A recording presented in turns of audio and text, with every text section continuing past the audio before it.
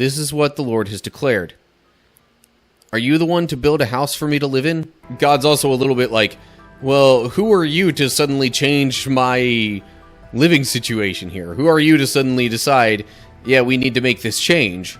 But he's still saying that David is going to do well, that he's going to, prosper, and I guess also kind of reassuring David that, like, he's not suddenly going to get in trouble for suggesting this. David, ever prone to humility, kind of sets his mind on, you know what, you're right, it's all this has happened because of you. I gotta make sure that you're, really in charge here, and you're the one that says what happens. What's up, cool people? My name's Matt. Welcome back to our Bible study. So, today we are looking at 2 Samuel chapter 7, and so what happened before this basically was that Saul, at the end of 1 Samuel, Saul died in battle. David, being elsewhere at the time because he was fleeing from Saul, because Saul wanted to kill him. David eventually found out, comes back to Judah, is king in that area, but Saul's one commander had gone around and basically told the rest of Israel that Saul's one son is the new king. 2 years later, that son of Saul's dies, and then all of Israel is just like, okay, you know what? David's king now. You were meant to be king anyway. Let's just have it be that way for all of Israel. And then David conquers Jerusalem, kind of makes that his capital, and then brings the Ark of the Covenant to Jerusalem. And that's where we leave things off. So, here we go, 2 Samuel chapter 7. When King David was settled in his palace, and the Lord had given him rest from all the surrounding enemies, the king summoned Nathan the prophet. "Look," David said, "I am living in a beautiful cedar palace, but the ark of God is out there in a tent." Nathan replied to the king, "Go ahead and do whatever you have in mind, for the Lord is with you." Pause there for a second. Real quick note there. Hebrew says a house of cedar rather than a beautiful cedar palace. But David's point was, look, I've got this nice building that I'm living in that, has a firm structure and foundation and all that kind of stuff. But the Ark of God is just out there in a tent. I don't deserve to be in a better situation than the Ark of God. It's not quite stated why he summoned Nathan the prophet, other than, Nathan was probably known to be wise, had a close relationship with God, things to that effect. But Nathan so far is like, yeah, that does sound like something we might want to fix. So go ahead and do whatever you have in mind. But then we get to verse 4. But that same night the Lord said to Nathan, "Go and tell my servant David, this is what the Lord has declared. Are you the one to build a house for me to live in? I have never lived in a house from the day I brought the Israelites out of Egypt until this very day. I have always moved from one place to another with a tent and a tabernacle as my dwelling.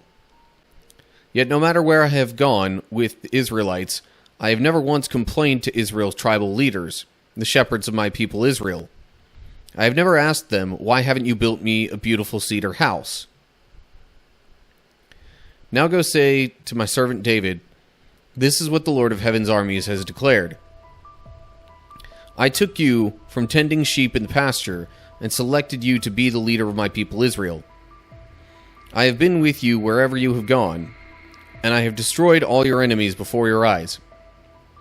Now I will make your name as famous as anyone who has ever lived on the earth.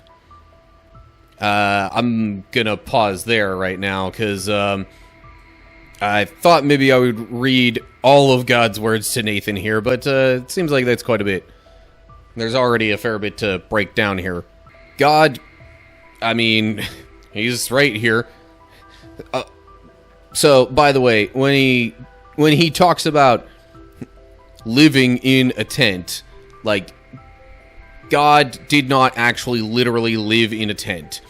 The Ark of God, though, aka the Ark of the Covenant, was in a tent, and that, to the Israelites, that was the representation of God's presence. So to them, he essentially lived there, in that tent. And the tabernacle, you know, that had been built way back with Moses,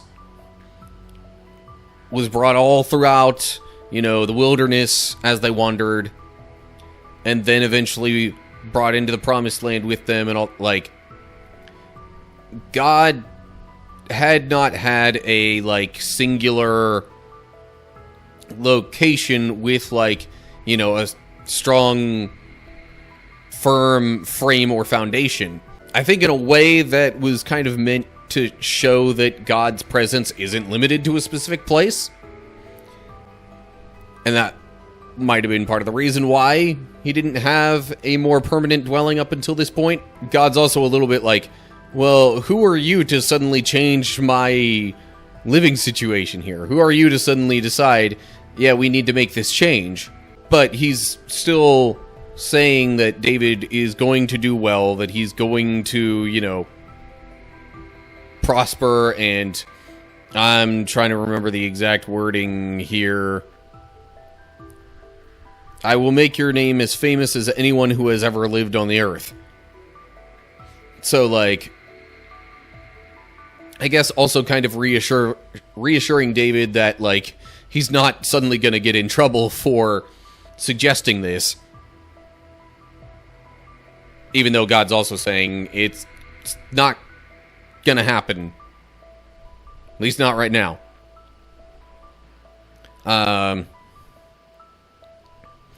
So then we get to verse 10. This is still God speaking. And I will provide a homeland for my people Israel, planting them in a secure place where they will never be disturbed. Evil nations won't oppress them as they've done in the past, starting from the time I appointed judges to rule my people Israel. And I will give you rest from all your enemies. Furthermore, the Lord declares that he will make a house for you, a dynasty of kings.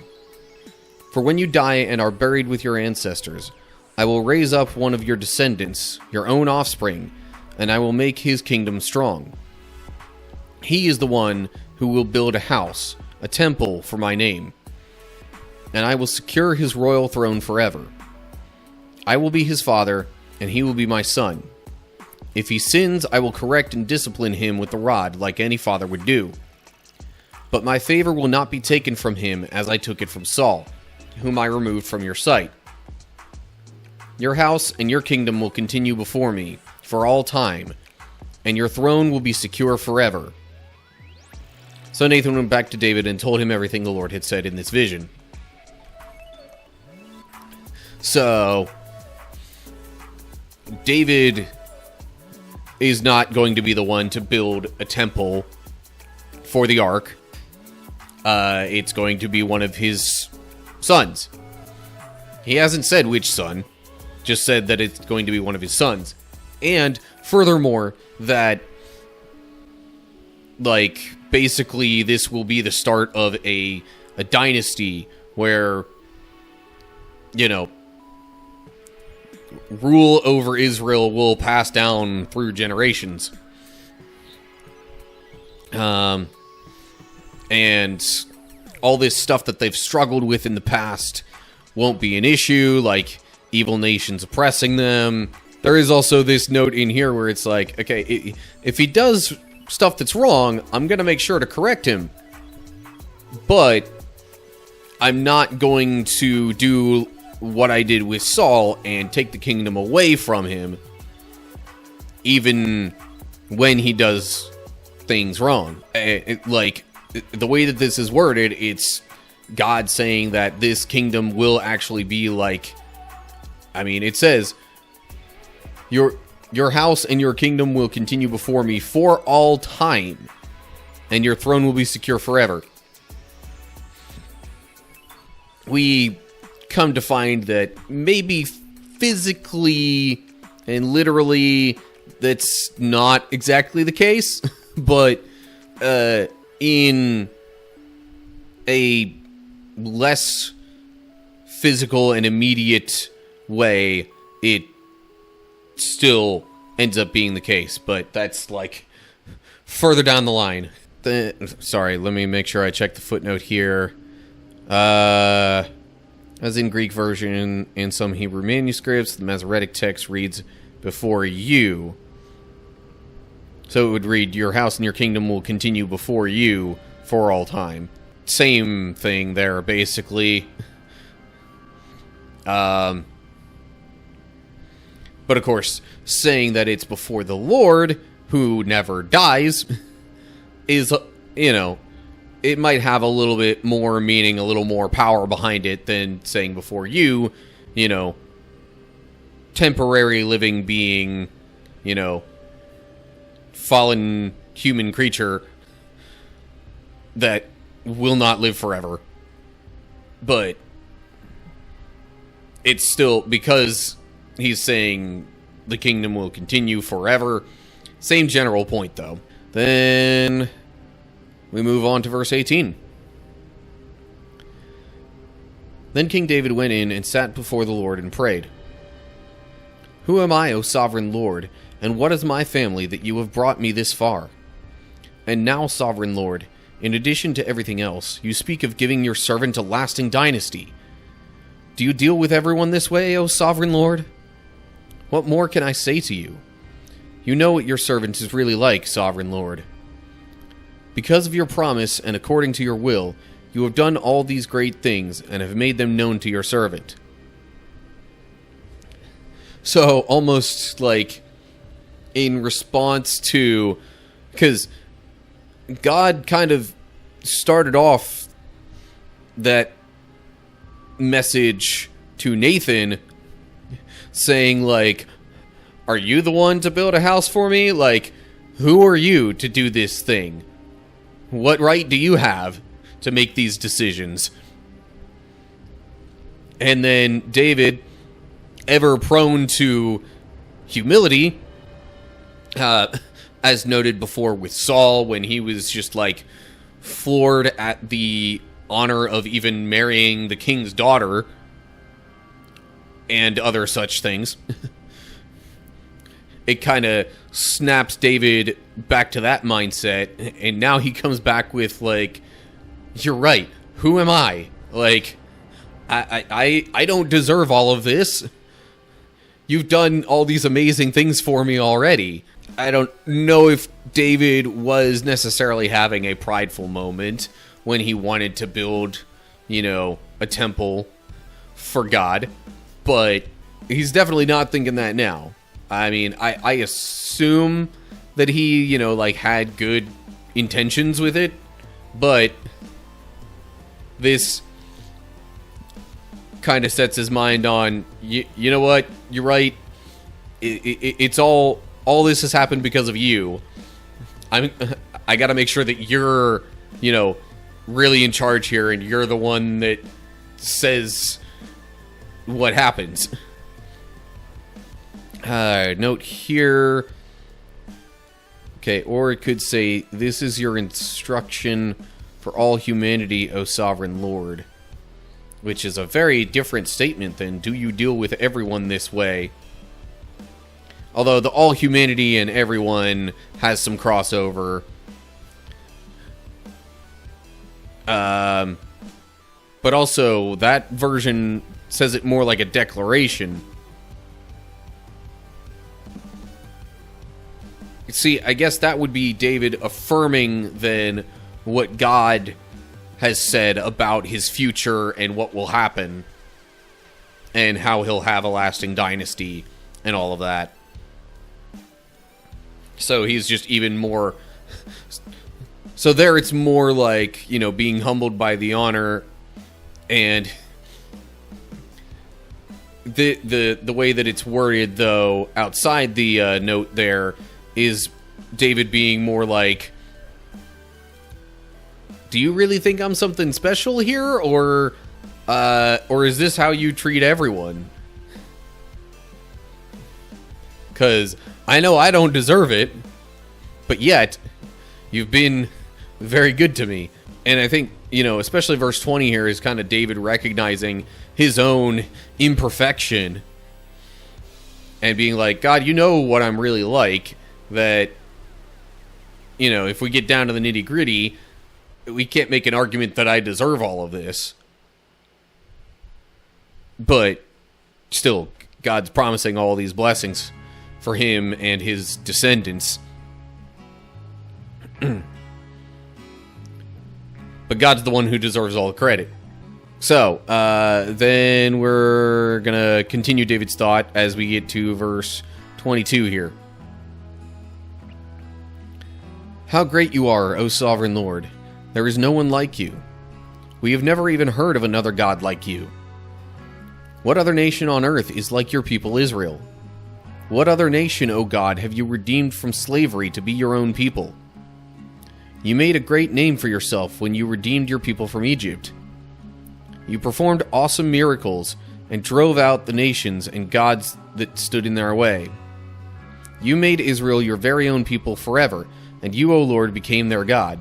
Just further continuing along that line of thought, now more so praising God for what he's done, keeping the focus off of himself.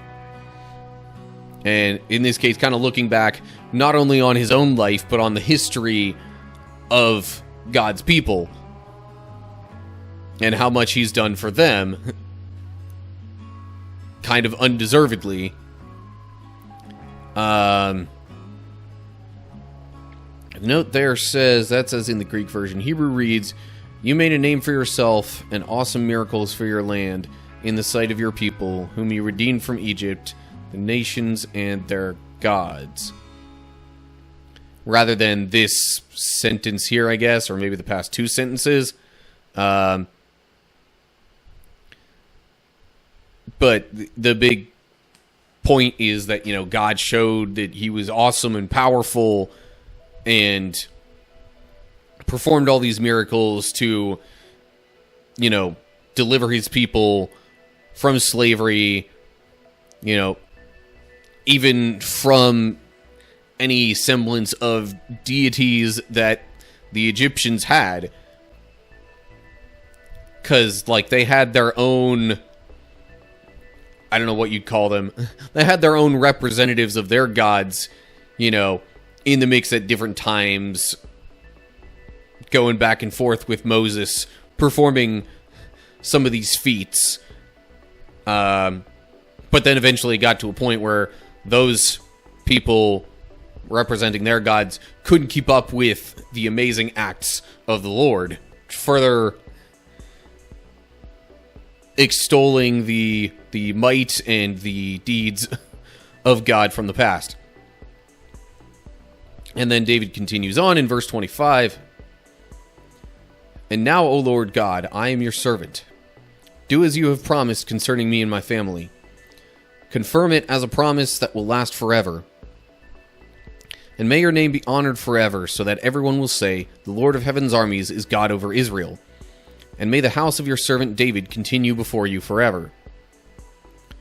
O Lord of heaven's armies, God of Israel, I have been bold enough to pray this prayer to you, because you have revealed all this to your servant, saying, I will build a house for you, a dynasty of kings.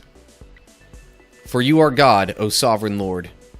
Your words are truth, and you have promised these good things to your servant. And now may it please you to bless the house of your servant, so that it may continue forever before you. For you have spoken, And when you grant a blessing to your servant, O sovereign Lord, it is an eternal blessing. So David being further grateful for God's blessing and what he has promised, and kind of in a way giving an amen and saying, let it be. Yeah, I don't know if I have too many other thoughts on that section, because it's it's similar to previous sections, just reiterating David's appreciation and his desire for these things to come true. So, yeah, I guess that's all I got for 2 Samuel chapter 7.